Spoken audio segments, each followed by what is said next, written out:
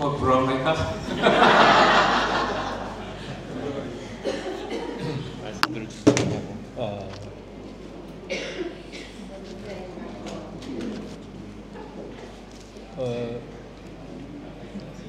사바디캅. 참 그 노래가 참 좋은 것 같습니다. อันนี้ร้องก็ได้มันก็เพราะมากครับเพราะมาก 예, 마음이 이렇게 좀 이렇게 유쾌해지고 리프레시가 된 것 같습니다. ก็ใจก็สบายๆนะครับเมื่อได้ยินนะครับ 이제 오늘 5번째 이렇게 시간인데요. 오늘 저는 이제 그리스도 안에서 결혼이라고 하는 주제로 말씀을 전하도록 ครับ 하겠습니다. ตอนนี้ผมอยากจะพูดถึงหัวข้อของการแต่งงานนะครับ 이번에 캠페인 참석에서 보니까 그 태국에 또 많은 청년들이 보이는 것 같습니다. เมื่อมาที่นี่ผมก็เห็นอนุชนเยาวชนก็เยอะครับ 그래서 사실 저는 오늘 또 청년들도 많이 참석하기를 바랐습니다. ผมก็ตอนนี้ผมอยากจะให้อนุชนมาฟังเยอะครับอนุชนมาเยอะไหมครับอนุชนอยู่ข้างล่างหรือเปล่าครับ 근데 이제 여기 부모님들이 이게 참석을 하신 것으로 알고 있습니다. พ่อแม่ของอนุชนก็อยู่ที่นี่ใช่ไหมครับ 제가 첫 번째 이렇게 그 말씀을 전할 때에 시편 127편 말씀을 읽었습니다. พี่น้องโปรดพระธรรมสดุดี127บทที่127สดุดี127 그 집을 하나님께서 세우신다라고 하는 것입니다. ข้อหนึ่ง제가 한번 읽어보도록 할게요. 네. สดุดี127ข้อหนึ่งเมื่อพบแล้วพี่น้องอ่านด้วยกันครับ1 2 3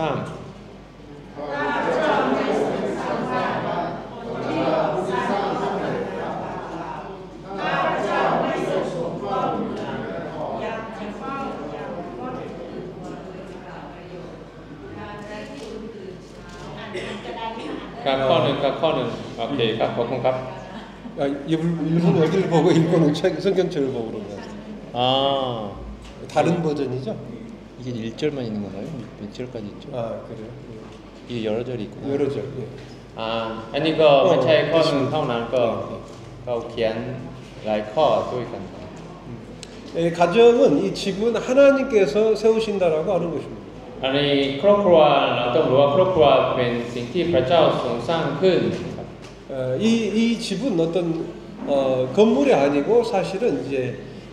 패밀리 가정이 있죠. ครอบครัวไม่ใช่เป็นอาคารแต่เป็นคนครับครอบครัวนะครับ 그래서 이 자녀들은 하나님이 우리들에게 주신 기업이요 또 상급입니다. เพราะฉะนั้นครอบครัวเป็นมรดกซึ่งพระเจ้าประทานแก่เราทั้งหลายนะครับ 어찌 보면은 우리들에게 이 자녀들이 가장 귀한 존재입니다. เด็กๆลูกๆของเราจึงเป็นสิ่งที่มีคุณค่ามากมายสำหรับเรานะครับ 그래서 이제 가정을 돌아본다라고 하는 것은 어찌 보면 우리 자녀들을 돌보는 것이라고 볼 수 있습니다. เพราะฉะนั้นการดูแลครอบครัวก็เหมือนกับว่าการดูแลลูกๆของเรา 그래서 성경은 그 전통의 그 자녀 화살이 가득한 것처럼 이 자녀들이 이렇게 가득하면 복이 있다고 말씀을 하고 있습니다. ข้อ5บอกว่าชายใดที่มีลูกธนูเต็มเล่งก็เป็นสุขนี่ลูกธนูพูดถึงลูกๆของเรานะครับ 그래서 사실 결혼을 해서 이 자녀를 갖는 것은 하나님이 우리들에게 주신 놀라운 축복입니다. เพราะฉะนั้นการแต่งงานแล้วก็มีลูกเป็นพระพรที่มาจากพระเจ้านะครับ 창세기 1장 28절에 보시면 시간 관계상 여기 보셔도 좋을 것 같아요. 그러니까 필요한 내용이 다르지 않으면 โจนะครับพระคำข้อที่21 ปฐมกาลบทที่1ข้อ28นะพี่น้องอ่านพระคัมภีร์ที่อยู่ในจอนะครับอ่านด้วยกันนะครับ1 2 3ครับเจ้าทรงอวยพรพวกเขาและตรัสกับเขาว่าจงมีลูกหลานมากมายและทวีขึ้นจงเติมเต็มแห่งโลกและครอบครัวมันจงปกครองฝูงปลาในทะเลนกในอากาศและสัตว์ทุกชนิดที่เคลื่อนไหวบนแผ่นดิน ขอบคุณครับ 사실 이제 이 시대 뭐 교회에게 주신 지상 최대의 사명은 땅끝까지 가서 복음을 전하여 제자를 삼는 일이라고 우리는 이렇게 알고 있습니다. เรารู้เลยว่าพระมหาบัญชาของพระเยซูก็คือจงออกไปประกาศข่าวประเสริฐกับทุกชนชาติ 그러나 하나님께서 이 세상을 창조하시고 또 사람을 창조하신 이후에 가장 첫 번째로 주신 이 사명은 바로 생육하고 번성하여서 이 땅에 충만하는 것입니다. แต่ว่าภารกิจแรกซึ่งพระเจ้าประทานแก่มนุษย์ก็คือจงมีลูกหลานมากมายและทวีขึ้นนะครับ 참 복음을 전하는 것만큼이나 우리가 결혼을 해서 이제 자녀들을 갖고 그 자녀들을 주님 안에서 양육하는 이 사명 또한 너무나도 중요한 것입니다. ภารกิจของการดูแลการแต่งงานและก็การมีลูกการดูแลลูกก็เป็นภารกิจที่เรามีอยู่อันสำคัญมากนะครับ 바로 하나님께서는 우리들을 유하는 존재로 이렇게 만들으셨지만 생육하고 번성함으로써 이 만물이 연속적이고 지속적으로 존재할 수 있도록 하나님께서 하신 것입니다. เราแต่ละคนมีอายุน้อยแต่พระเจ้าให้มนุษย์ มีลูกหลานมากมายและก็ทวีขึ้นเพื่อให้มนุษย์ก็ดำรงอยู่ในโลกนี้รุ่นต่อไปต่อเรื่อยๆได้นะครับ 지속적이고 연속적이라고 하는 이것이 참으로 중요한 것입니다. ก็เลยการมีอยู่การดำรงอยู่เรื่อยๆอันนี้เป็นสิ่งที่สำคัญนะครับ 그래서 어떤 교회를 가보게 되면은 성도 수들은 많은데 젊은 청년들이 보이지 않는다거나 또 어린 아이들이 보이지 않는 그 같은 교회들이 있습니다. ก็ผมก็สังเกตคริสตจักรหลายที่มีคนแก่เท่านั้นไม่มีอนุชนก็ไม่มีเด็กๆก็มีอยู่ครับ 그래서 어떤 교회를 가게 되면 이 어린 아이에서부터 이제 나이 드신 어르신들까지 이렇게 전반적으로 이 균형 있게 모임이 구성된 모임들이 있습니다. แต่ไปที่อื่นก็มีคริสตจักรที่มีสมาชิกตั้งแต่วัยเล็กๆจนถึงวัยแก่ก็เหมือนกับมีความสมดุลมีนะครับ 그래서 어린 자녀들이 없는 교회는 어찌 보면 자녀들이 없고 청년들이 없는 교회는 사실은 이제 죽어 dying church입니다. 죽어가는 교회입니다. เพราะฉะนั้นคริสตจักรที่ไม่มีอนุชนไม่มีเด็กๆก็เหมือนกับคริสตจักรที่ตายอยู่นะครับ 그래서 이 교회는 또 그리고 이제 엄마 아빠로서는 이 자녀들의 결혼을 위해서 우리는 하나님을 절대적으로 의지하면서 그 아이들이 주님 안에서 결혼할 수 있도록 기도하고 도와야 한다는 것입니다. เพราะฉะนั้นเราที่เป็นพี่น้องเราต้องอธิษฐานต้องช่วยเด็กๆของเราให้แต่งงานในองค์พระผู้เป็นเจ้าได้ 하나님께서는 이 우주 만물을 창조하셨지만 이 사람들을 아주 특별하게 창조하셨습니다. เมื่อพระเจ้าทรงสร้างโลกนี้พระเจ้าทรงสร้างมนุษย์ให้เป็นคนพิเศษนะครับ 하나님께서 이 모든 만물을 말씀으로 창조하셨지만 인간만큼은 하나님께서 흙으로 창조하시고 그 코에 생기를 불어 넣으셨습니다. เมื่อพระเจ้าทรงสร้างโลกนี้พระเจ้าทรงสร้างด้วยพระวาจาพระดำรัสถ้อยคำของพระเจ้าแต่เมื่อพระเจ้าทรงสร้างมนุษย์พระเจ้าทรงสร้างด้วยผงพลีพิเศษเป็นพิเศษนะครับ 그래서 이제 영적인 존재, 생명이 된 것입니다. มนุษย์ก็เลยกลายเป็นบุคคลที่มีชีวิตอยู่นะครับ นะครับ 하나님을 인식할 수 있는 유일한 피조물이 바로 인간인 것이죠. ก็เลยสิ่งที่พระเจ้าทรงสร้างสิ่งเดียวที่จะรู้จักพระเจ้าได้ก็คือมนุษย์เท่านั้นครับ 그래서 많은 피조물들 중에 오직 사람만이 인간만이 바로 하나님을 보이지 않는 하나님을 찾는 것입니다. และในบรรดาสิ่งที่พระเจ้าทรงสร้างมนุษย์เท่านั้นแสวงหาพระเจ้าอยู่ครับแสวงหาพระเจ้า 그래서 하나님을 섬기는 것입니다. แล้วก็นมัสการรับใช้พระเจ้าอยู่ 혹시 뭐 동물들이 돼지가 이렇게 기도하는 것을 본 적이 พี่น้อง 있습니다. เคยเห็นหมูก็อธิษฐานต่อพระเจ้าอยู่ไหมครับ 오직 하나님 사람만이 이제 하나님을 찾고 하나님께 하나님을 경배하는 ม 것입니다. นุษย์เท่านั้นแสวงหาพระเจ้าในอธิษฐานต่อพระเจ้าอยู่ครับ 저는 사실 여러분들이 부르는 찬송의 내용을 알지 못하죠. แต่ผมก็ไม่รู้ความหมายของบทเพลงสรรเสริญซึ่งพี่น้องร้องเพลงสรรเสริญพระเจ้าอยู่ 근데 여러분들이 찬송을 드리는 데 있어서 함께하고 그 찬송을 들을 때 제 마음에 너무나도 큰 기쁨과 평안이 แต่ 있으십니다. เมื่อได้พี่น้องร้องเพลงสรรเสริญพระเจ้าอยู่ใจของฉันก็เต็มไปด้วยคำสรรเสริญพระเจ้าเหมือนกันครับ 언어가 다르지만 우리는 한 영을 갖고 있는 것입니다. ภาษาต่างกันแต่ว่าเรามีวิญญาณเหมือนกันนะครับวิญญาณเหมือนกัน 그래서 이제 그 시편에서 보면 이 사람이 존귀하지만 깨닫지 못하면 짐승과 같다 이런 말씀이 있습니다. สดุดีบอกว่าเรามนุษย์เป็นสิ่งที่คนพิเศษแต่ถ้าไม่รู้จักไม่เข้าใจพระเจ้าเหมือนสัตว์กับเหมือนสัตว์ 우리는 정말 특별한 존재고 만물의 영장입니다. 가장 큰 어른이죠. 피조물 เพ 중에서. ราะมนุษย์เราเป็นสิ่งที่พระเจ้าในบรรดาสิ่งที่พระเจ้าทรงสร้างมนุษย์เราเป็นสิ่งพิเศษแล้วก็สิ่งเหมือนกับปรามุขกับปรามุข 그러나 사람이 하나님을 깨닫지 못한다면 그것은 짐승과 같은 แต่ 것입니다. ถ้ามนุษย์ไม่รู้จักไม่เข้าใจพระเจ้าก็เหมือนสัตว์นะครับ 사람을 하나님께 창조하셔서 하나님을 인식하게 하고 하나님의 영광을 위해서 우리 인간을 창조한 것입니다. เลยเพราะเมื่อพระเจ้าทรงสร้างมนุษย์พระเจ้าทรงสร้างมนุษย์ให้เรารู้จัก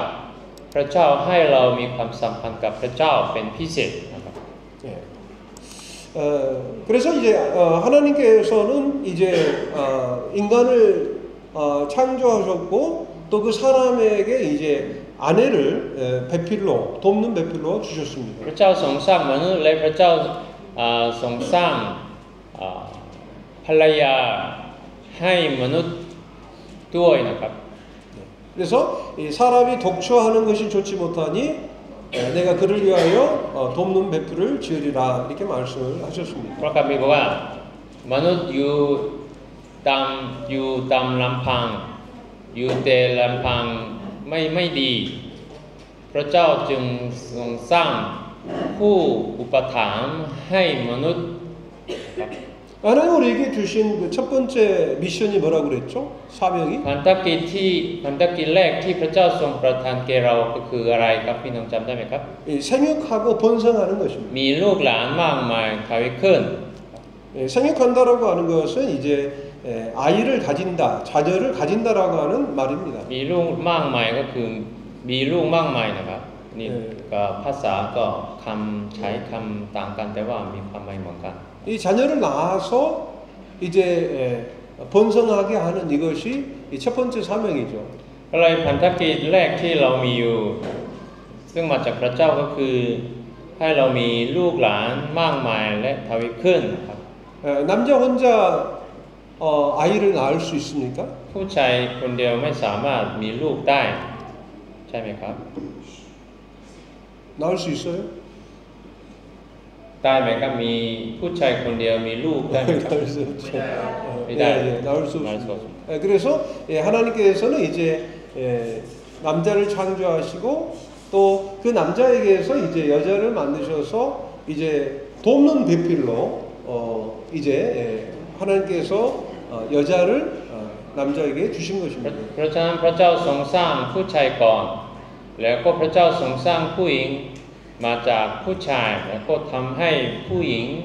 เป็นคู่ประถามให้ผู้ชายนะครับ 이 돕는 배필, 이 돕는 자로 주신 것이죠. ผู้หญิงเป็นคู่ประถาม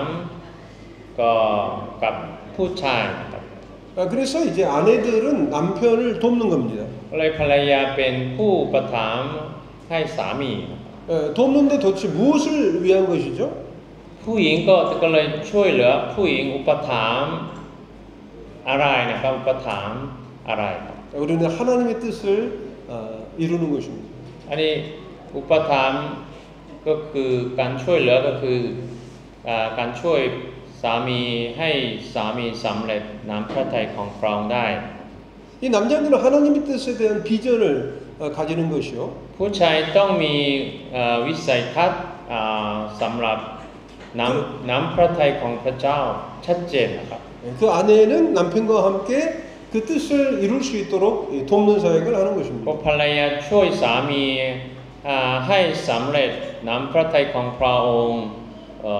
ด้วยกันด้วยกันครับ 지금 현재 이제 이 어떤 인구 출산율을 이렇게 보게 되면 이게 점점 이렇게 낮아지고 있습니다. และอันนี้เป็นกราฟที่เกี่ยวกับก็อัตรามีที่ผู้หญิงหนึ่งคนมีลูกกี่คนตลอดชีวิตนะครับ 과거 우리 한국 같은 경우는 1960년대에 합계 출산율이 6이었습니다. เมื่อก่อนเกาหลีผู้หญิงหนึ่งคนมีลูก6คนนะครับในโดยเฉลี่ยนะครับ 한 가정이 이제 자녀들을 6명 이렇게 ก็เลยใน 낳았습니다. ครอบครัวหนึ่งมีลูก6คนโดยเฉลี่ยนะครับ 그런데 지금은 이제 0.72명입니다. ตอนนี้ตกมาถึง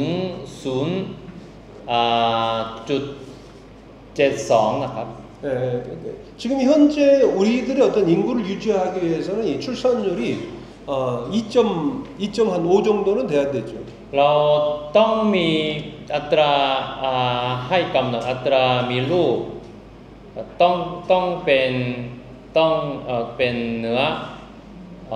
2.5 เพื่อที่จะให้เรามนุษย์ดำเนินต่อไปได้นะครับ 태국은 이제 현재 뭐 1.0으로 알고 있습니다. ประเทศไทยในปัจจุบันมีอัตรา 1.0 ประมาณ 1.0 มีผู้หญิงมีลูกคนหนึ่งตลอดชีวิตนะครับ 태국도 점점 이렇게 인구가 감소하고 있습니다. ประเทศไทยก็คืออัตรานี้ก็ตรงมาเรื่อยอยู่ครับ 이것은 하나님의 뜻이 아니죠. นี่ไม่ใช่น้ำพระทัยของพระเจ้า 그리고 이제 젊은 사람들이 이제 결혼도 지금 결혼하는 건수도 이렇게 점점 낮아지고 แล้ว 있습니다. ก็รุ่นใหม่ที่แต่งงานก็คนที่แต่งงานก็น้อยลงเรื่อยอยู่นะครับ 점점 이렇게 줄어드는 이유가 이 젊은 사람들이 이제 결혼을 기피하는 증상들이 나타나고 있습니다. สาเหตุก็คือเขาไม่อยากจะแต่งงานนะครับ 그래서 여성들이 이제 경제 활동을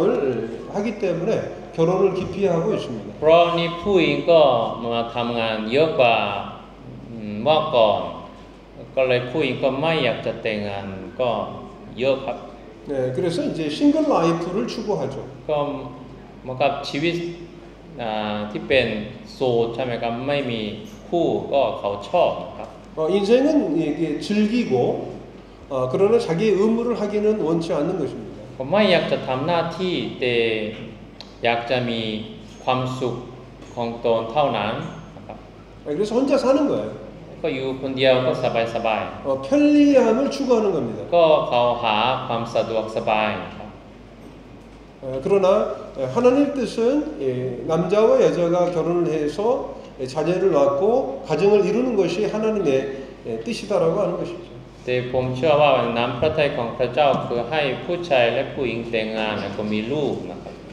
그래서 창세기 2장 24절 25절을 보게 되면 남자가 부모를 떠나서 그 아내와 합하여 둘이 한 몸을 이룰지라고 말씀을 하고 있습니다. พี่น้องนะครับอ่านด้วยกันครับปฐมกาลบทที่2ข้อ24และ25อ่านด้วยกันครับ1 2 3ครับด้วยเหตุนี้ ผู้ชายจะทิ้งพ่อแม่ของเขาและผูกพันกับภรรยาและทั้งสองจะกลายเป็นเนื้อเดียวกันอาดัมและภรรยาของเขาป่วยกันทั้งคู่แต่ไม่รู้สึกหาย ครับ 그래서 우리 자녀들이 주님 안에서 구원을 받고 또 하나님과 동행하고 하나님 안에서 비전을 가지고 결혼할 수 있도록 우리 부모님들은 최선을 다해야 합니다. พ่อแม่พยายามให้มากที่สุดเพื่อที่เด็กๆของเราจะได้รับความรอดอันนี้เป็นประการแรกใช่ไหมครับแล้วก็ให้เด็กๆดำเนินชีวิตด้วยกันกับเราอันนี้ประการที่2แล้วก็ให้เด็กๆแต่งงานด้วยวิสัยทัศน์ชัดเจนในองค์พระผู้เป็นเจ้าอันนี้ประการที่3ครับ 네, 결혼할 때까지가 사실 이제 부모의 의무라고 생각합니다. เพราะฉะนั้นพ่อแม่ต้องทำหน้าที่ของเขาเองจนกว่า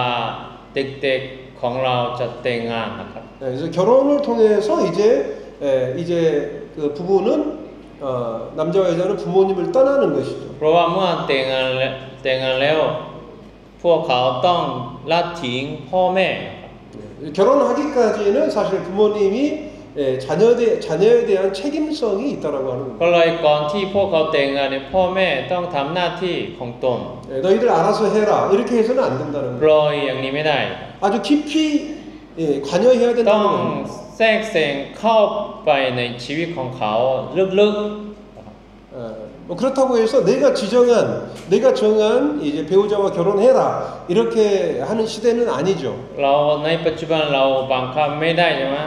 ต้องแต่งงานกับคนนี้นะเราบังคับไม่ได้ 그러나 하나님이 보여주신 배우자를 만날 수 있도록 우리는 함께 기도하고 또 도와야 하는 แต่ 것입니다. เราต้องช่วยเขาให้เขาอธิษฐานต่อพระเจ้าว่าเขาจะหาคู่อุปถัมภ์คู่ซึ่งพระเจ้าทรงกำหนดไว้ 우리 창세기 1장 27절 여기 또 나와 있는데 함께 읽어보겠습니다. ปฐมกาลบทที่1ข้อ27พี่น้องอ่านด้วยกันนะครับ1 2 3ครับพระเจ้าทรงสร้างมนุษย์ตามพระฉายาของพระองค์ ทรงสร้างเขาตามพระฉายาของพระเจ้าทรงสร้างให้เป็นชายและหญิง ขอบคุณครับ 하나님은 사람을 창조하시되 하나님의 형상을 따라서 이제 남자와 여자로 เมื่อ 창조하셨습니다. พระเจ้าทรงสร้างมนุษย์พระเจ้าทรงสร้างมนุษย์ตามพระฉายาของพระองค์ให้เป็นชายและหญิงนะครับ 이 여자는 바로 돕는 자, 남자를 돕는 자로 พระเจ้าทรง 창조. สร้างผู้หญิงให้เป็นคู่อุปถัมภ์กับผู้ชายนะครับ 그렇다고 해서 이 돕는다라고 해서 여자가 남자보다 더 아래에 있다라고 하는 게 아니죠. นี่คู่อุปถัมภ์ไม่ใช่หมายถึงว่าผู้หญิงอยู่ต้อยกว่าอยู่ต่ำต้อยกว่าผู้ชายไม่ใช่ครับ 하나님께서 이 발에 있는 뼈로 이 여자를 만드시지 않았습니다. เพราะว่าพระเจ้าเมื่อพระเจ้าทรงสร้างผู้หญิงเนี่ยพระเจ้าทรงสร้างผู้หญิงจากกระดูกที่เท้าไม่ใช่กระดูกที่เท้าแต่กระดูกซี่โครงใช่ไหมครับซี่โครงครับ 이 갈비뼈에서 바로 심장에서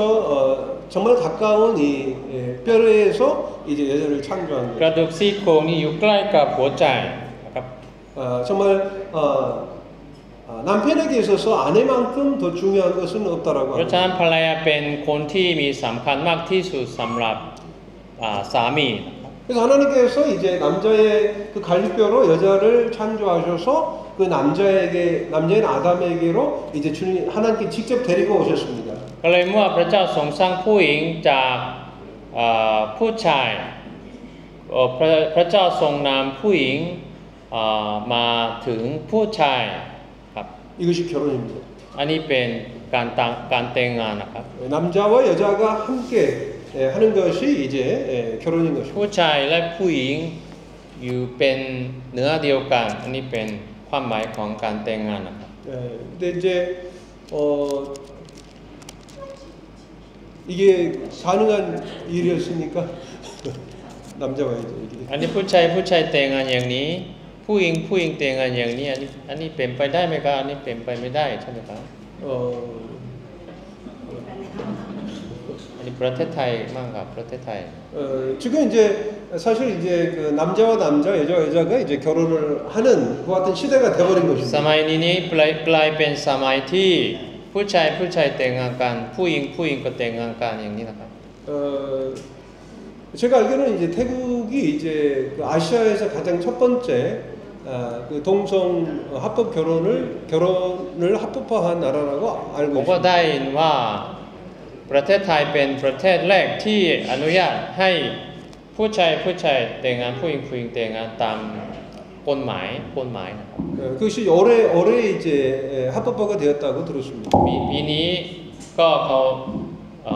สสทำกฎหมายใช่ไหมครับถูกต้องไหมครับ 그래서 올해 아마 태국의 이제 그 결혼율이 이렇게 조금 상승한 것으로 알고 있습니다. ก็เลยปีนี้อัตราการแต่งงานก็เพิ่มขึ้นนิดหน่อยนะครับ 태국의 사람들이 이것을 이렇게 받아들이고 있습니까? 전혀 คน 어려움이 ไท 없이 ยก็ยอมรับเรื่องนี้เป็นเรื่องธรรมดาไหมครับไม่รู้ 받아들이고 있어요. 우리 성도님들은 어떻습니까? นี่พี่น้องยอมรับไหมครับคิดยังไง 성도님들은 얘기해요? 이거예요. พี่น้องก็ยอมรับเรื่องธรรมดาหรือยอมรับไม่ได้ 성도님들도 이렇습니까? 인정할 수 없다고. 인정할 수 없습니다. 이겁니까? 네. 아마 이제 사실 이제 법적인 문제가 발생할 수 있습니다. 어떤 문제? 그러니까 이제 동성법이 들어오면서 네. 그 미국 같은 경우는 이제 그 목사들이 이제 동성 결혼의 주례를 거부하면서 이제 그 사법 처리가 되는. ถ้าเรามีกฎหมายที่อนุญาตให้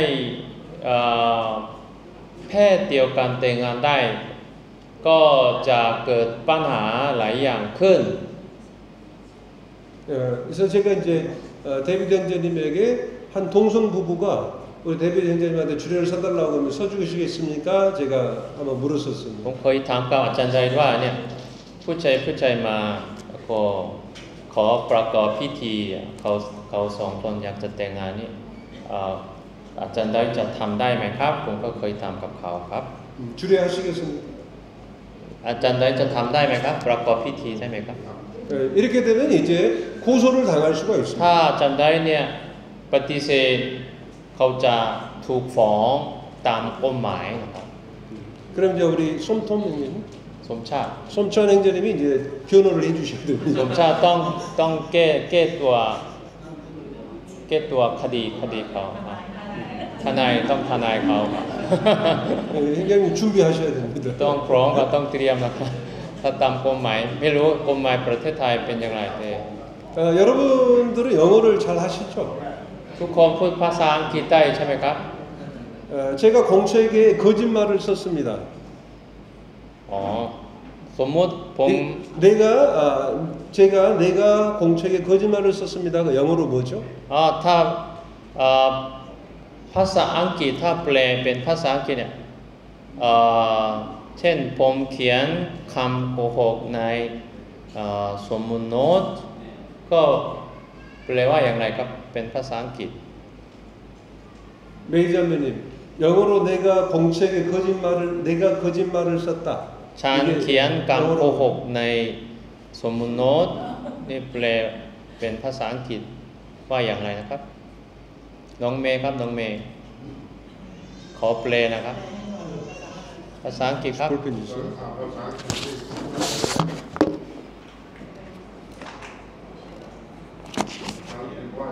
네. 공책에 거짓말을 썼다는 것은 my pen lie입니다. my pen lie. ไม่เป็นไรอันนี้ไม่เป็น อันนี้เป็นปากกาแล้วก็ของฉันปากกาของฉันก็ลายก็คือโกหกก็เลยภาษาอังกฤษไม่เป็นไรไม่เป็นไรเขาพูดเล่นครับพูดเล่นไม่จริง 공책에 거짓말을 썼다. เลยไม่เป็นไรปากกาของฉันโกหก 마이펜 라이의 태국말은 마이펜 라이입니다. ไม่เป็นไรนี่ถ้าแปลเป็นภาษาไทยนี่ก็ไม่เป็นไร 그렇지 않습니까? พี่น้องต้องหัวเราะครับต้องหัวเราะ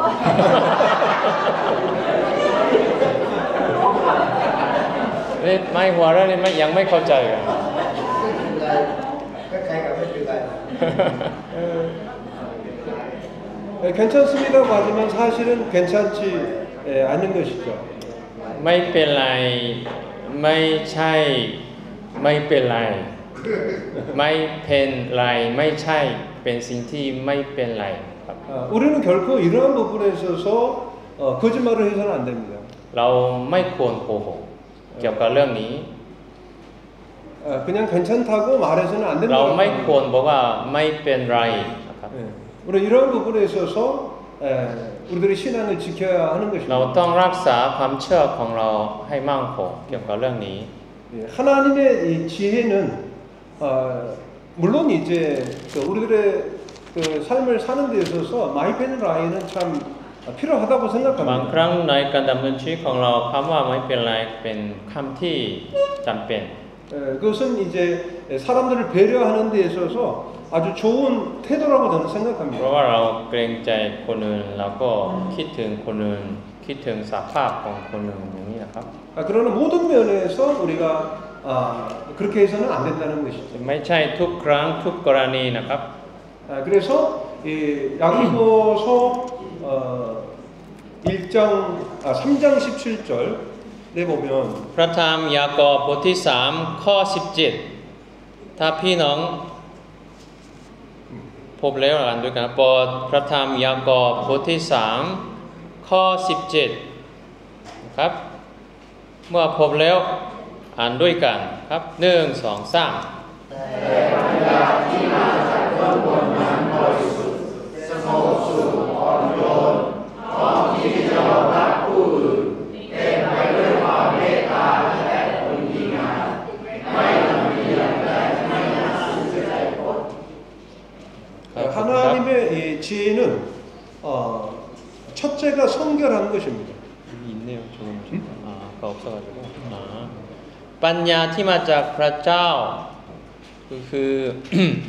เป็นสิ่งบริสุทธิ์นะครับบริสุทธิ์ 우리는 대체적으로 이제 화평하고 관용하기 위해서 우리는 이제 괜찮아요라고 말을 하죠. เพื่อที่จะมีความสัมพันธ์ที่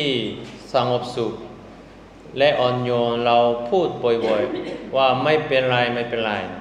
그래서 이 화평하고 관용하는 것은 필요하지만 สงบสุขแล้วก็อยู่อ่อนโยนก็เป็นสิ่งที่เราจำเป็นใช่ถูกต้อง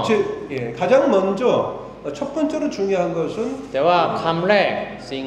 จำเป็นแรกก็คือความบริสุทธิ์นะครับ 바로 성결이다라고 하는 ควา 거예요. มบริสุทธิ์ครับ 바로 그 성결은 바로 하나님의 진리의 말씀을 지키는 ค 것입니다. วามบริสุทธิ์ก็คือการรักษาพระวจนะของพระเจ้าแห่งความจริงนะครับ 하나님께서는 인간을 만드실 때에 바로 남자와 여자를 창조하셨습니다. ก็คือเมื่อพระเจ้าทรงสร้างมนุษย์พระเจ้าทรงสร้างมนุษย์ให้เป็นผู้ชายและผู้หญิงนะครับ 그리고 이것을 남자 여자를 통해서 생육하고 번성하고 또 이 마음을 다스리게 แล้ว 하는 ก็ 것이 ให้ 하나님의 ผู้ชาย 뜻입니다. และผู้หญิงแต่งงานกันก็มีลูกมากมายแล้วก็ทวีขึ้นอันนี้เป็นน้ำพระทัยของพระเจ้าชัดเจนนะครับ 그리고 이제 아까도 말했습니다만은 여자는 이제 남자를 돕는 배필로 주신 것이죠. พระเจ้าทรงสร้างผู้หญิงให้เป็นผู้อุปถัมภ์ให้ผู้ชาย 이렇게 보니까 이렇게 훌륭한 형제님들이 계셔요. ผมก็เห็น남자 얘기죠. 우리 형제님들. ผู้ชายที่นี่พี่น้องผู้ชายผมก็เห็นพี่น้องผู้ชายก็ดีครับดีห เห็นหลายคนครับ 예, 하나님 교회 안에서 아주 귀하게 쓰임 받는 형제님들이 많이 계십니다. ก็ในห้องนี้เนี่ยมีผู้ชายที่พระเจ้าทรงใช้ให้เป็นคนที่มีคุณค่ามากมายนะครับ 참 귀한 형제님들이시다 ผม 생각이 ก็ 듭니다. อยากจะให้เกียรติทุกคนนะครับ 나중에 보니까 그 자매님들은 더 귀한 แต่ 자매님들. เมื่อ เขา ผม 훌륭한 자매님들 เมื่อผมเห็นภรรยาของเขาภรรยาเป็นคนที่สุดยอดกว่าผู้ชาย ผมก็เห็นบ่อยๆครับ 예, 훌륭한 형제들 뒤에는 더 훌륭한 자매들이 ก็ 있습니다. เลยเบื้องหลังผู้ชายที่สุดยอดมีผู้หญิงที่สุดยอดกว่าดีกว่านะครับ 예, 그래서 이 자매님의 이 아내의 도움이 없이는 사실 형제들은 사역을 할 수가 ฉะนั้น 없습니다. นอกจากทำไม่มีความช่วยเหลือความอุปถัมภ์ของผู้หญิงผู้ชายก็ทำอะไรไม่ได้ครับ 예, 그래서 여러분 우리가 사역을 하는 데 있어서 하나님 뜻을 이루는 데 있어서 가장 중요한 조건은 바로 아내와의 관계다라고 하는 ก็ 거예요. เลยถ้าเราผู้ชายอยากจะรับใช้พระเจ้าจริงๆ เขาต้องมีความสัมพันธ์กับภรรยาดีๆนะครับ 예, 아내의 역할이다라고 하는 แต่ 거예요. คนหน้าที่ของภรรยาก็เป็นสิ่งที่สำคัญมากจริงๆครับ 사실 이제 저는 이제 23년 전에 선교를 이제 나갔지만은 사실 선교 훈련을 받은 사람은 아닙니다. 23 ปีก่อนผมก็ตัดสินใจที่จะไปต่างประเทศเพื่อประกาศก็ตอนนั้นผมไม่เคยได้รับการอบรมเกี่ยวกับพันธกิจนี้นะครับ 근데 이제 선교 훈련을 받은 이제 형제님들의 말을 들어보면 선교 훈련의 과정에 있어서 아주 중요하게 생각하는 부분이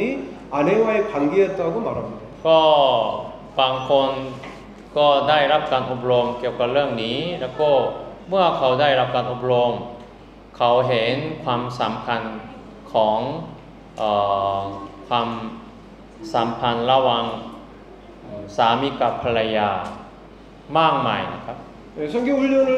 하는 데 있어서 매일 아내와의 관계는 어떻습니까라고 물었다고 합니다. ก็เลยคนที่สอนนี่ถามทุกวันนะวันนี้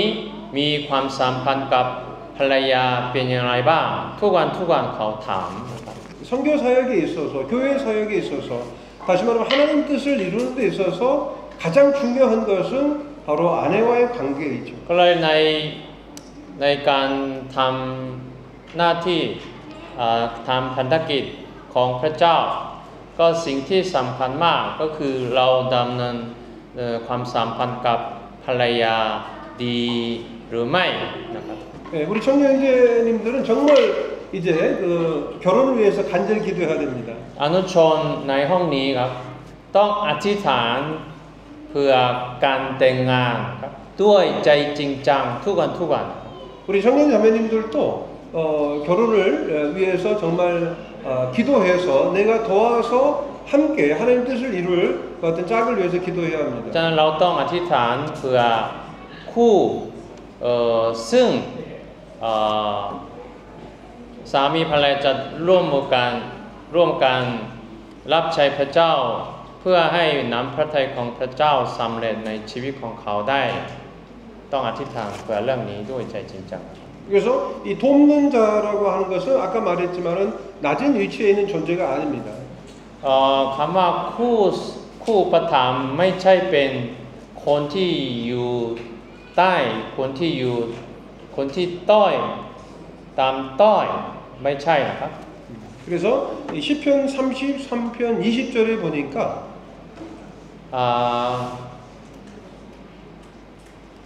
สดุดีบทที่33ข้อ20และ21พี่น้องอ่านด้วยกันนะครับ1 2 3ครับ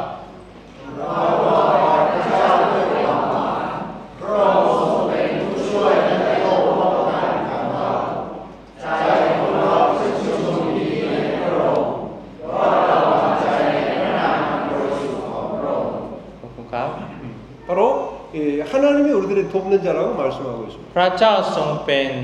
ผู้ช่วยเหมือนกับผู้อุปถัมภ์นะครับ 하나님이 우리를 돕는다고 해서 그분이 우리보다 낮은 พระเจ้า 분이십니다. ทรงเป็นผู้อุปถัมภ์นี่หมายถึงว่าพระเจ้าอยู่ ต้อยกว่าเราไหมครับไม่ใช่ 그 위대하신 하나님이 우리를 돕는 자로 계시는 것입니다. พระเจ้าทรงเป็นผู้อุปถัมภ์ของเรา 어찌 보면은 이제 ผู้ยิ่งใหญ่กับยิ่งใหญ่ 어찌 보면 이 아내들도 이 남자들을 위해서 돕는 자로 존재하는 เพราะ 겁니다. ฉะนั้นคู่อุปถัมภ์ไม่ใช่หมายถึงคนที่ต่ำต้อยไม่ใช่ครับไม่ใช่ 예. 제가 어제 이제 가르친다라고 했을 때 이제 찌른다. เมื่อวานผมบอกว่าการสอนเด็กๆก็คือเหมือนกับจี้นะครับคือจี้ใช่ไหมครับจี้เด็กๆ 그건 안 해도 될 것 같아요.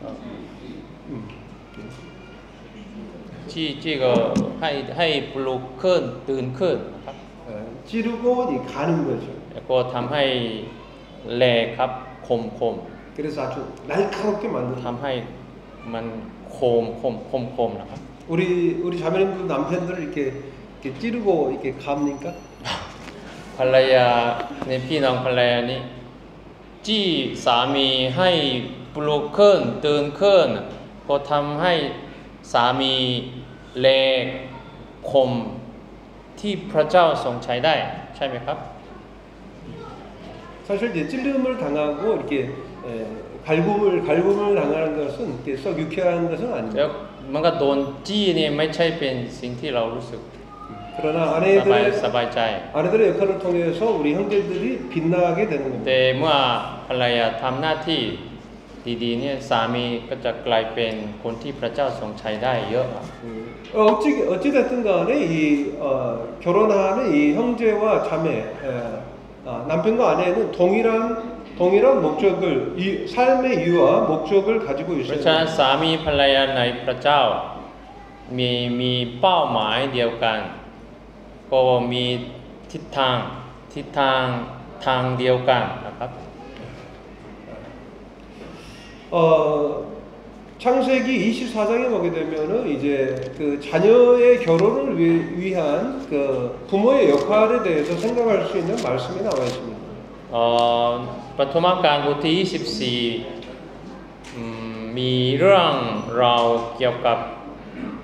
หน้าที่ของพ่อแม่เกี่ยวกับเรื่องการแต่งงานของลูกๆนะครับ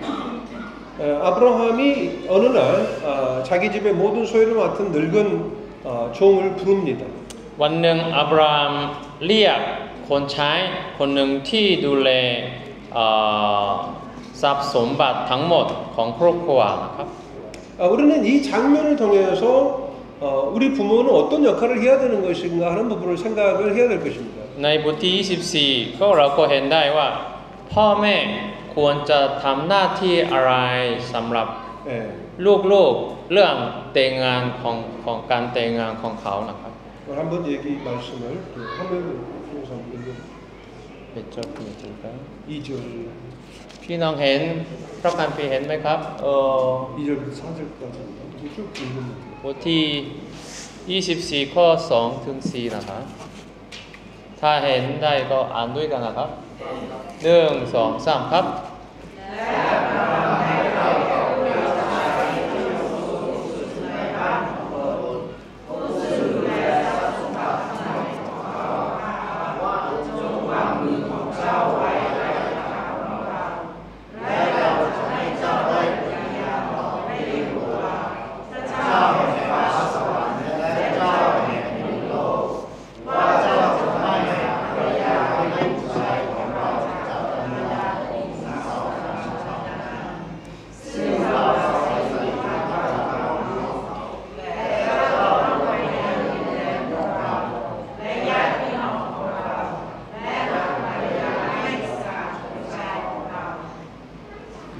ครับ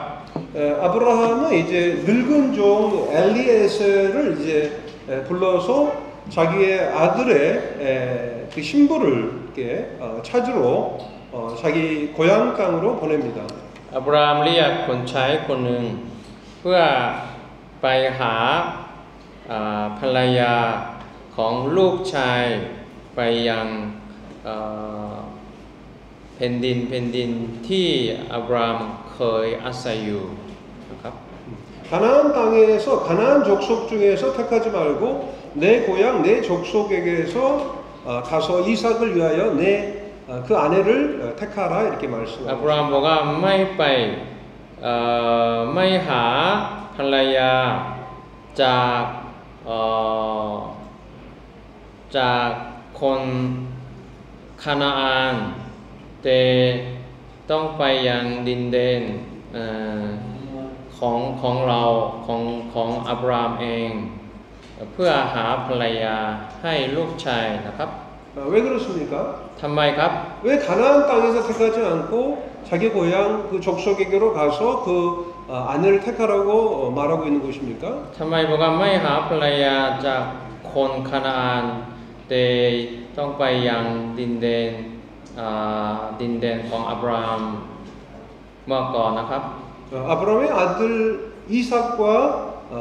동일한 그 삶의 이유와 목적을 가진 아내를 택하게 하기 위함이었습니다. ก็คือเพื่อหาภรรยาที่มีเป้าหมายเดียวกันกับอับรามและลูกชายนะครับ 우리가 이렇게 말씀을 이렇게 그제부터 봤는데 첫 번째 메시지가 구원받게 하라.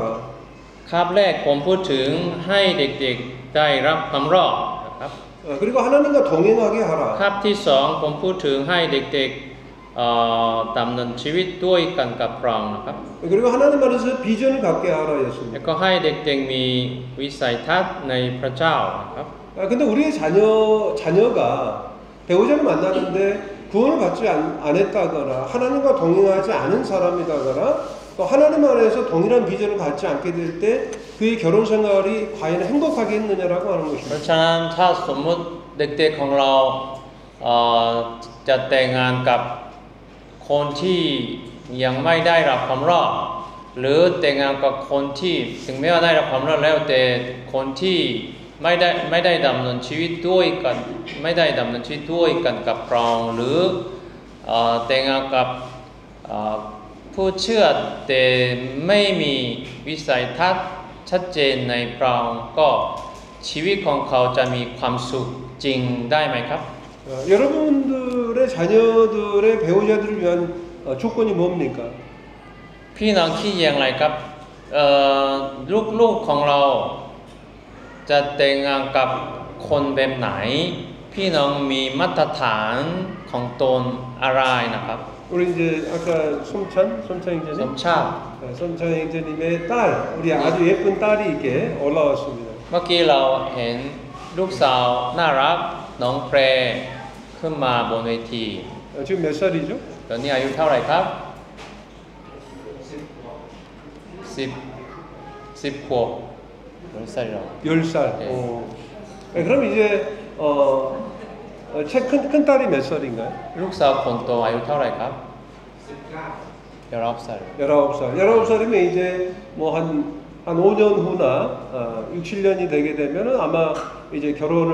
ลูก 해야 สาว 될 คนโตน่าจะแต่งงานอีก5 ปีใช่ไหมครับ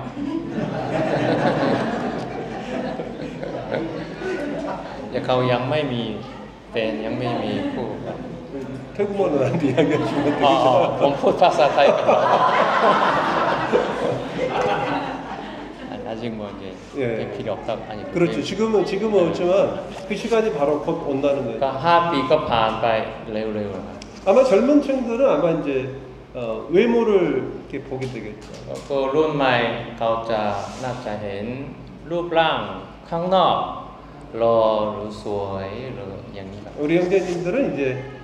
예쁜가? ผู้หญิงสวยไหม 그리고 이제 우리 자매님들은 좋은 직장을 ผู้ 가졌는가? ชายมีอาชีพดีไหม 그리고 돈이 많은가? มีเงินมากไหม 이런 세상적인 조건들을 우리가 가질 เรา 수 อาจ 있어요. จะมีมาตรฐานนะมันก็เงื่อนไขเหมือนผู้คนในโลก 예쁘고 멋있고 ก็สวยก็รอนี่มันเป็นสิ่งที่เราอยากจะเห็นใช่ไหม 그리고 이제 좋은 학력을 โอ้ 가지고 คนที่มีการศึกษาดี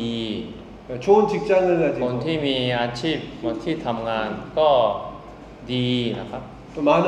어떤 부를 ก็คน 가지고 ที่มีเงินมาก 이러한 조건을 가지고 우리는 이제 배우자를 선택할 수 เรา 있다라고 เห็นเรื่องเหล่านี้บ่อย 아마 태국 사람이나 한국 사람 다 ๆ คน 동일한 ไทยคนเกาหลีคิดว่าเหมือนกันนะครับ 그런 마음을 갖겠죠. 그게 사람의 마음이 อัน 있죠. นี้เป็นใจของมนุษย์นะครับ 그러나 우리는 하나님의 뜻에 따라서 우리 자녀들의 배우자를 선택해야 하는 것입니다. แต่เราก็มีเอ่อเรามีมาตรฐานตามน้ำพระทัยของพระองค์ชัดเจนเราต้องมีนะครับ 하나님께서 아브라함이 그 자기 고향 족속에 가서 이제 그 아들의 아내를 이렇게 선택하라고 한 것은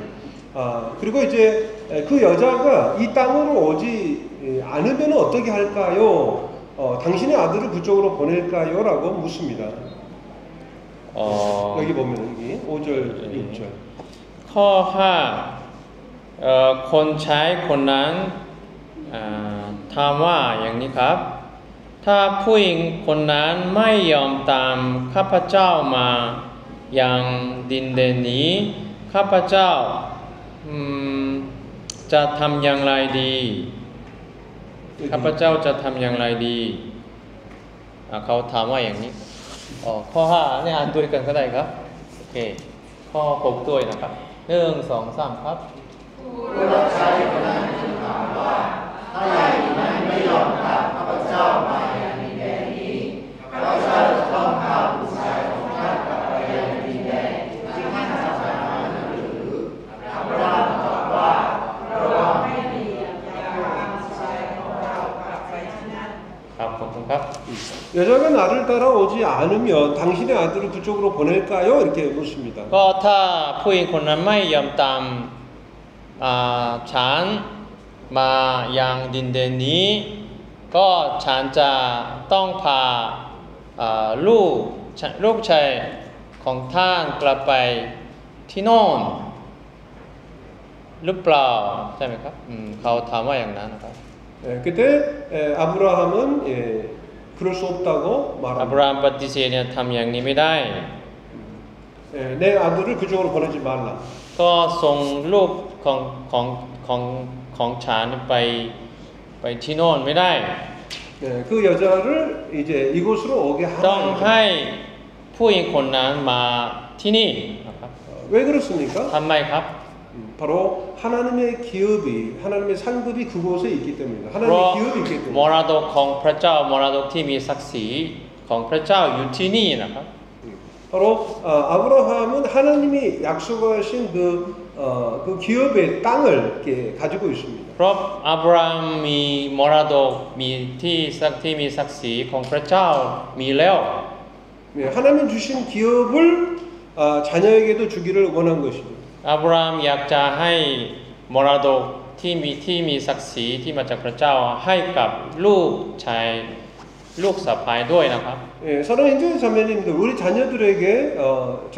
많은 것들을 물려줄 수 있지만 가장 중요한 것은 정말 하나님 주신 우리들에게 주신 그 믿음의 기업을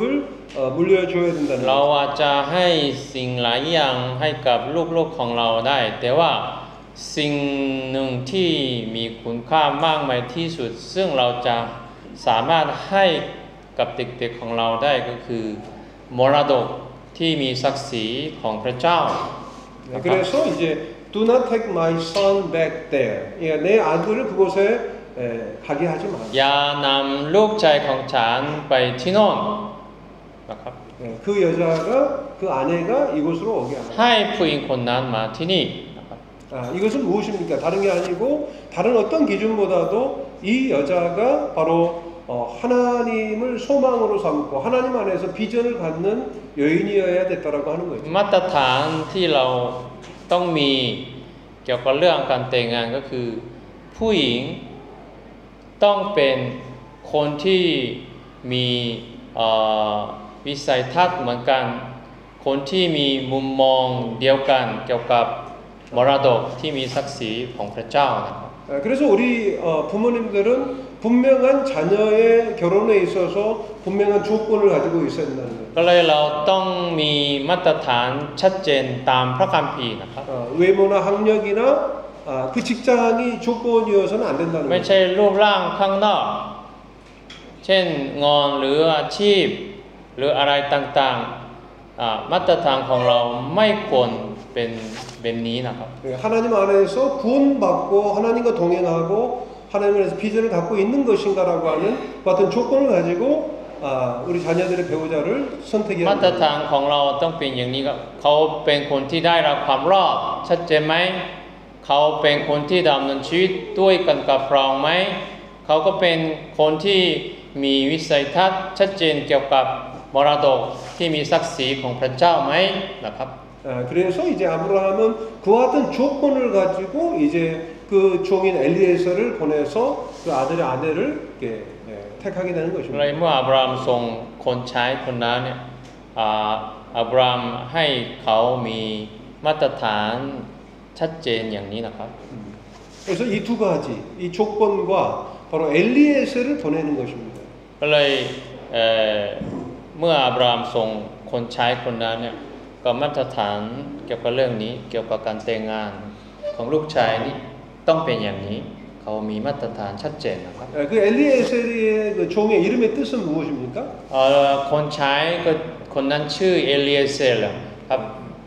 พี่น้องรู้ไหมครับความหมายของชื่อเอลียเซลครับ 엘리에셀의 뜻은 바로 하나님이 도우신다라는 뜻을 เอลีย 가지고 เซลหมายความว่าพระเจ้าทรงอุปถัมภ์นะครับพระเจ้าทรงช่วยเหลือนะครับ 바로 에세르,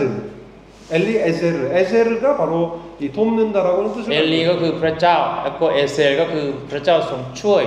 ก็เลยเอลีเอเซลก็คือพระเจ้าทรงช่วยนะครับ 하나님은 우리들의 에세르입니다. พระเจ้าทรงเป็นเอเซลของเราความอุปถัมภ์ของเราใช่ไหมครับ 동일하게 또 아내도 우리들의 에세르죠. แล้วก็ภรรยาก็เป็นความอุปถัมภ์ของเราผู้อุปถัมภ์ของเรา 아브라함은 분명한 조건을 가지고 있었습니다. อับรามมีมาตรฐานชัดเจนนะครับ 조건만 가지고 있었던 것이 아니고 ไม่เพียงแต่มีมาตรฐานเท่านั้น 적극적으로 하나님의 도움을 อั 구했습니다. บรามต้องขอความช่วยเหลือความอุปถัมภ์ที่มาจากพระเจ้าเกี่ยวกับเรื่องนี้นะครับ 조건만 가져서는 안 되죠. เราไม่ควรมีมาตรฐานเท่านั้น 하나님의 도우심이 เรา 필요합니다. ต้องการความช่วยเหลือที่มาจากพระองค์ 하나님이 하시는 일과 우리가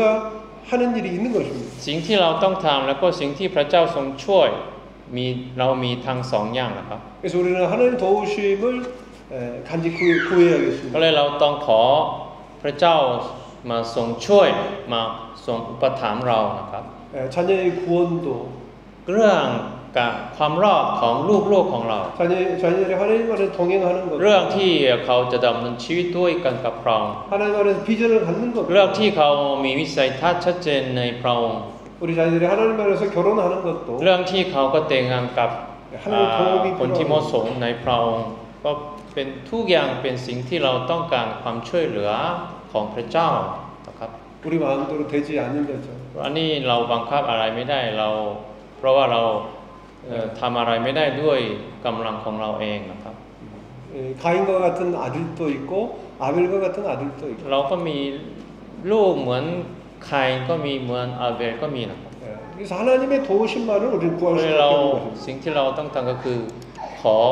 ความช่วยเหลือของพระเจ้า 바로 이제 엘리에셀은 바로 이제 그 아브라함의 고향인 그곳으로 ก็เลย 향합니다. คนใช้ที่ชื่อเอลีเซลก็ไปดินแดนที่อับรามมาจากนะครับ 엘리에셀은 자기 이름처럼 하나님의 도우심을 위해 เอ 기도했습니다. ลีเซลคนใช้เอลีเซลก็เขาก็ขออธิษฐานต่อพระเจ้า เพื่อความช่วยเหลือของพระเจ้าเหมือนความหมายของชื่อของเขานะครับ 아브라함과 엘리에셀은 하나였습니다. เอลีเซลอับรามกับเอลีเซลเป็นอันหนึ่งอันเดียวกันแล้วเกี่ยวกับเรื่องนี้นะครับ 그 아브라함의 기도를 엘리에셀은 동일하게 기도하고 อับราม 있습니다. มีคำอธิษฐานเอลีเซลมีคำอธิษฐานก็เหมือนกันนะครับ 어느 나라의 그 속담 중에 이 바다에 나갈 때는 기도를 한 번 해라. มีสุภาษิตในบางประเทศมีอย่างนี้ครับ ถ้าไปทะเลต้องอธิษฐาน1 ครั้ง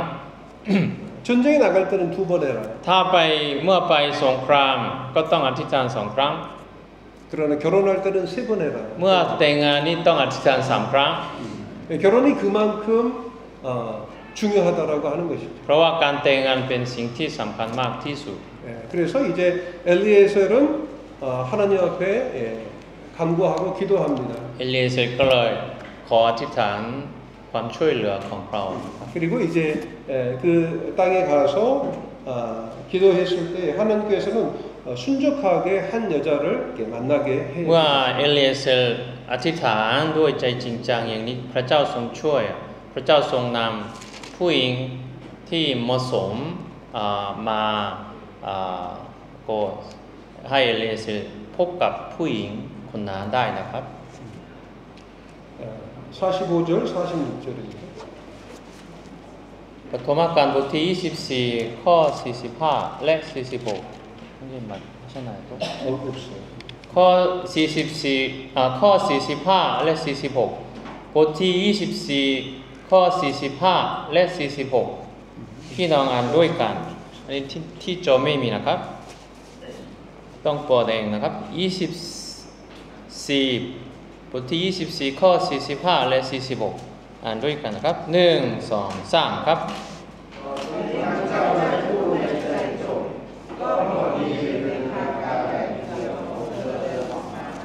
เธอลงไปตักน้ำที่น้ำพุข้าพเจ้าพูดกับเธอว่าขอน้ำฉันดื่มหน่อย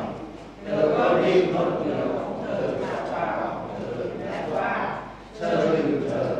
แล้วฉันจะให้น้ำแก่บุตรของท่านด้วยข้าพเจ้าจึงดื่มเธอก็ตักน้ำให้บุตรอีกเหมือนด้วย ครับขอบคุณครับ 바로 이제 그 엘리에셀이 기도한 대로 한 여자가 이제 그 우물가에 와서 그로 하여금 물을 마시게 할 뿐만 아니라 그 엘리에셀이 함께 데리고 나타에게도 물을 마시우는 어떤 여인을 만나게 하는 것입니다. เมื่อเอลียเซรอธิษฐานต่อพระเจ้าพระเจ้าทรงนำผู้หญิงคนหนึ่งก็ผู้หญิงคนนั้นเธอมาแล้วก็ให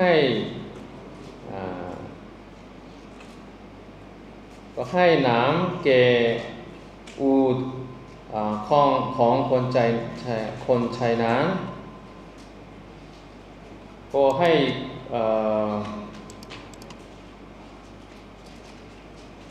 ห้คนชายนั้นก็ดื่มน้ำได้ด้วยนะครับโอเค 그래서 우리가 분명한 자녀를 주님 안에서의 그 자녀의 배우자를 위한 조건을 분명하게 믿음 안에서 가지고 있어야 되고 ก็เลยเราต้องมีมาตรฐานชัดเจนเกี่ยวกับการแต่งงานในพระองค์นะครับ 그리고 하나님 안에서 기도하게 될 때 เราก็ต้องอธิษฐานด้วยครับ 우리는 하나님께서 짝지어 주신 자를 금방 알아볼 수 ถ้าเรา 있는 ทำอย่างนั้นเราก็จะสามารถประสบการทรงนำของพระองค์ในเรื่องนี้ได้ชัดเจนนะครับ 근데 이제 분명한 조건을 갖고 있지 않다거나 แต่ถ้าสมมติเราไม่มีมาตรฐานชัดเจนเกี่ยวกับเรื่องนี้ 그러면 어떻게 합니까? 재는 거죠. ก็ถ้าเป็นอย่างนี้เราใช้ความคิดของตนมากมายใช่ไหมครับต้องเป็นอย่างนี้ต้องเป็นอย่างนี้คนนี้ไม่เหมาะสมคนนี้ผ่านคนนี้ตกอย่างนี้เราใช้ความคิดของตนไม่ใช่มาตรฐานที่มาจากพระเจ้า 좀 세상적이고 육신적이고 물질적인 그 같은 มาตรฐาน 조건을 เนี่ย 갖게 เหมือน 되는 กับที่เป็นเนื้อหนังทางเนื้อหนังหรือมาตรฐานที่มาจากโลกนี้เรามักจะยึดถือมาตรฐานอย่างนี้ก็เราจะใช้มาตรฐานอย่างนี้ในการตัดสินใจแต่งงานกับใครนะครับ 키도 보고 ต้องสูงด้วย 얼굴도 ต้อง 보고 รอต้องสวย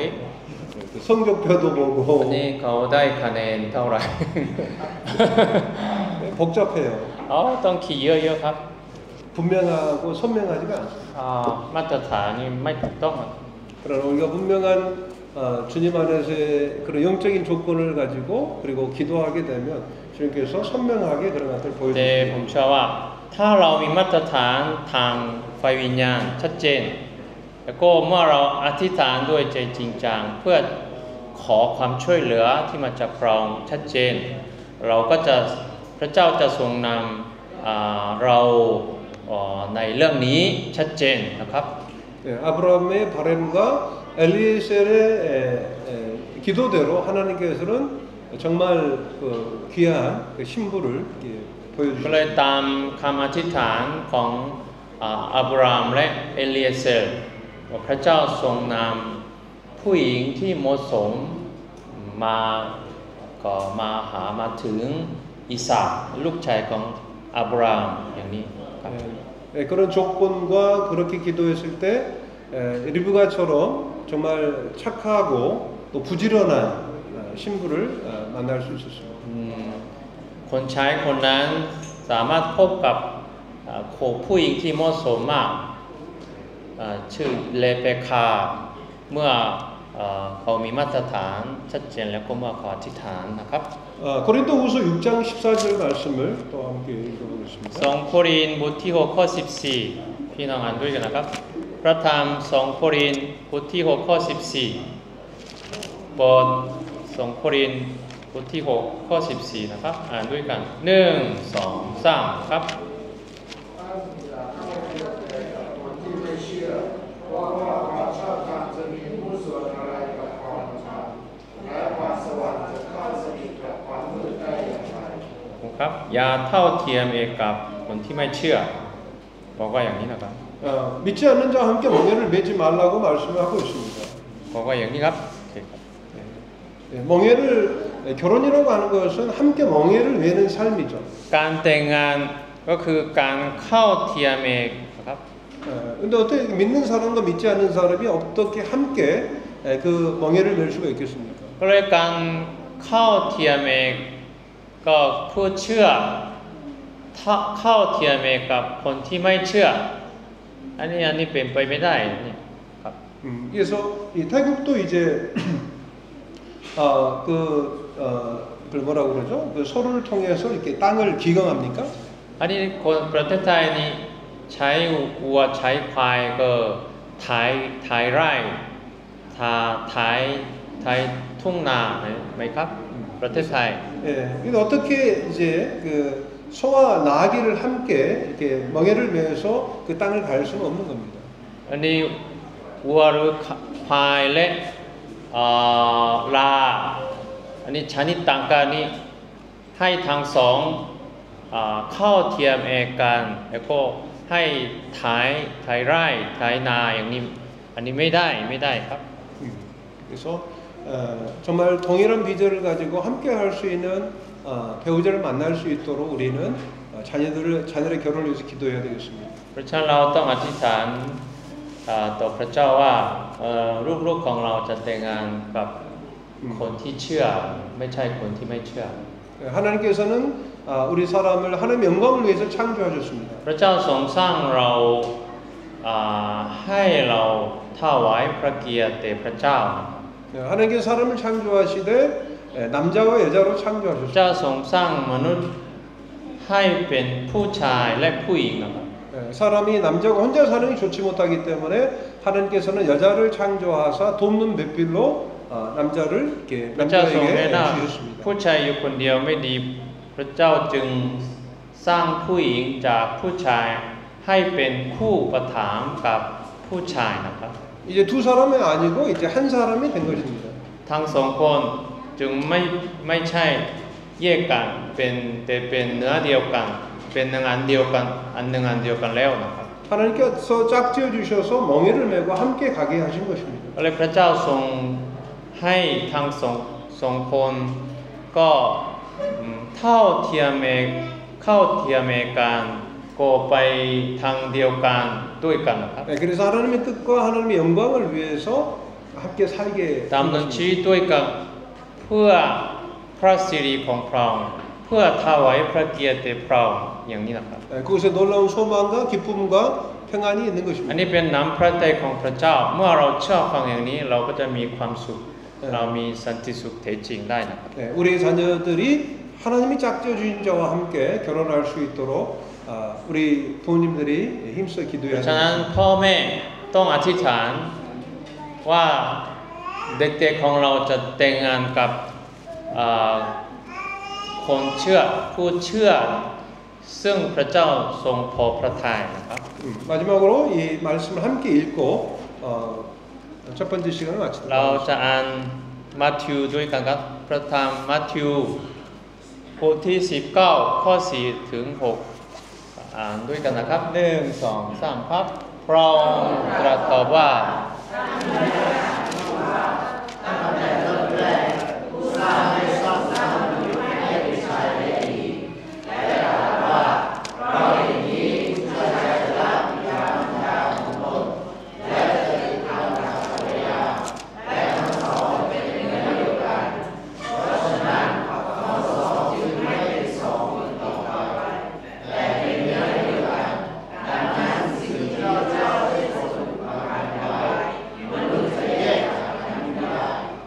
ครับขอบคุณครับ 오케이?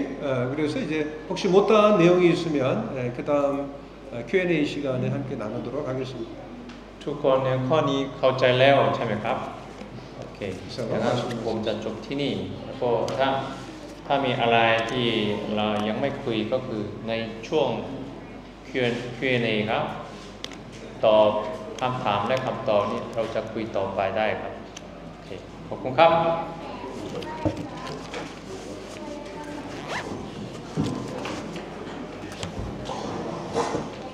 พี่น้องครับเราจะ